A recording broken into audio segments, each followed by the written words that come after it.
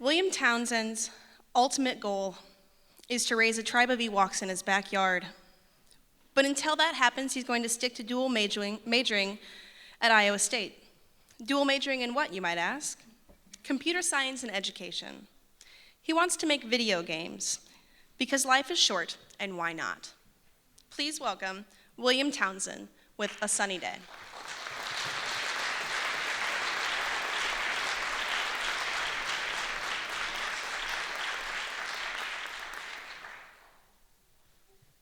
What makes a good life? Does anybody know? I don't think anyone knows the answer to that. I know that when I was 16, I got my Millennium Falcon, an old cop car. I raised chickens with my mom, and every single weekend my grandma cooked me pancakes. To me, I had a blessed life, and may have not been perfect, but I had carved my own little piece of nirvana, my own little piece of Iowa. And that little piece was North English. A town of 1,000 people on a good day, and my graduating class is the super huge number of 38. But the tides of change were coming, college, because who knew a school could be bigger than 3 hallways in one building? Flash forward, it was a week before I started college. I had just moved to my new apartment. I woke up that day, got dressed like any other. My roommates invited me to basketball, which was an odd request because of how out of shape and clumsy we all are. It was a beautiful sunny day, birds were chirping, Cinderella type of stuff. Eventually we went back inside and started talking about whatever young guys do. So I got a call from my dad. This was a very unusual call. He asked me to give the phone to my friend. I agreed, and as I watched my friend's face change from a happy smile to a saddened frown, I was handed the phone again. Everything went numb, tears filled my eyes, and blocked the world around me. This was the day my mom left this world. It will forever be the worst day of my life. Think, 2 weeks earlier she had climbed a mountain. But life's got to go on, and a flash I went from crying at the funeral with my high school counselor by my side to Kirkwood, where I was taking 19 credit hours, just trying to be normal. I went on autopilot. This is like wearing a mask.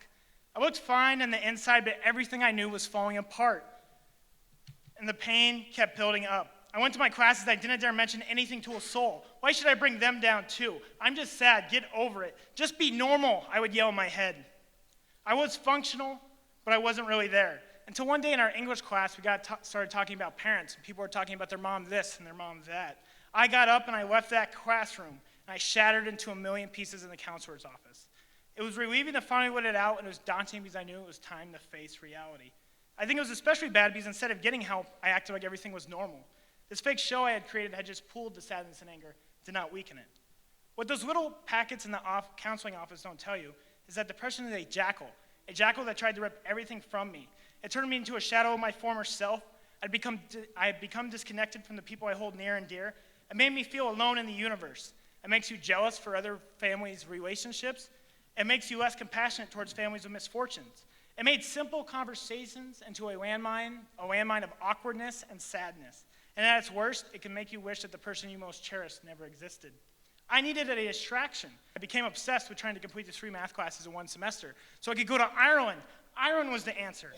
For hours, I would spend in the math lab trying to complete this task that was distracting me from something much, much bigger than any math problem wish it could be. I was hoping for a Celtic light to save me, but this alone I would find would not be enough. Everyday life can be stressful, but drop a thing like a parent's death on their plate and it can form a disaster. The worst thing of a parent's death is not that it will be a part of you, that is unescapable, but that it will define you. And that's what almost happened to me. What do I mean? That disaster I talked about earlier, well, that culminated in the one night. And the funny thing is about depression is it distorts who you are and the things you would do. Mix this in with a tipsy night, and this is when I tried to take my own life. This is where I hit rock bottom. Since then, I did get a study abroad in Ireland, and it was an amazing, life-changing experience. And I became the president of the local Phi Theta Kappa chapter. But even with these successes, the ominous cloud of depression still lingers.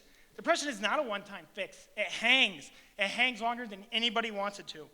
For the last month, I wrestled with the question, what if I did end my life that night? I'm just part of this grander experience, and what is the point of me? Why shouldn't I have ended my life? Maybe I was right. To think I was one serrated edge from touching my skin, one swipe, 1 or 2 friends not being in the right place. Well, you get the point. This ate at me for months until I stumbled on the idea of chances. A thought occurred to me that some people aren't given a chance, such as the little Syrian boy who washed up dead on the beach, or my mom who didn't get to meet her first grandchild. Then there are the brave Americans who have died and fought for my chance to do something. It's because of this that I found that people, we aren't simply William or Bobby, but we are obligations to carry the torch for the people who didn't have a chance and the people who died for a chance to do something. We must do what we love and chase our passions to make the world a better place for the next guy, to make the human experience a positive one. Bad things happen to us all the time, but we must retaliate because that's what makes us, us.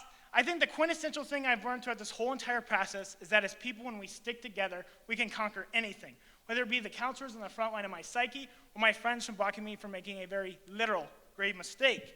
So if you ever hear the drums of depression beating for that ill-fated second time, this time you'll be ready.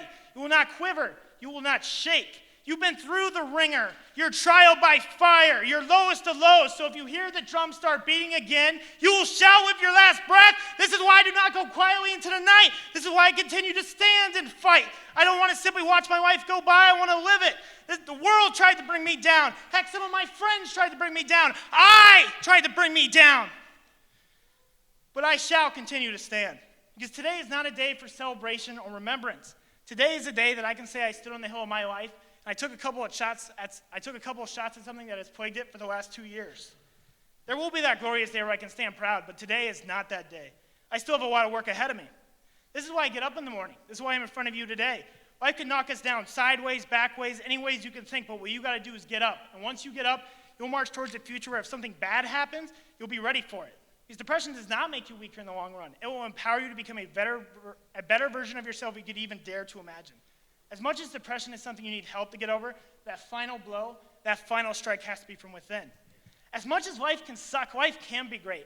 Whether if you're from Uganda or North English, there's no such things as stupid questions, and there are definitely no such things as stupid dreams. So do not just be people, but be dream chasers and trailblazers. Because if there's anything my mom taught all of us is that we might only have 47 years on this rock. To think. So live each of them with no regrets, leave your positive impact on the world, and if life is easy, then why live it? But I do have one final question. What if did my mom's death have to be the worst day of my life? Did you know she was cremated? I originally opposed this idea. I couldn't visit her, but for what it lacks in the physical sense, it makes up for the metaphorical sense. It is out of her ashes that I will rise farther than I ever would have before. I didn't have a reason to fight when I was young. Nobody has a reason when they're young. But now that I do have a reason, I have something much more than that. A will to do whatever it takes to avenge her life, to avenge her life in this sometimes cruel world. My mom had a motto about her. She never said this, but it was definitely one of her attributes.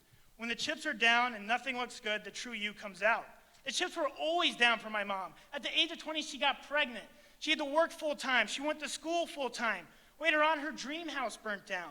In 2006, she contracted thyroid cancer, and for a year, she had to watch her life go by, sitting on a couch. But she still didn't miss a beat. She instilled this on me. When I was diagnosed with autism, she said, William, you can do whatever you want. When I got a 19 on the ACT, she said, William, you can do whatever you want. When I was a high school senior and I couldn't tie my own darn shoes, she said, William, you can do whatever you want. I don't know what lies after this thing called life. I hope to hear my mom's voice one more time. But regardless of what is or isn't, there's one thing for goddamn sure. I'm going to give life my best shot, my best attempt. I will not strive for conformity or 9 to 5. I want to make video games, and my mom said I could, so I will.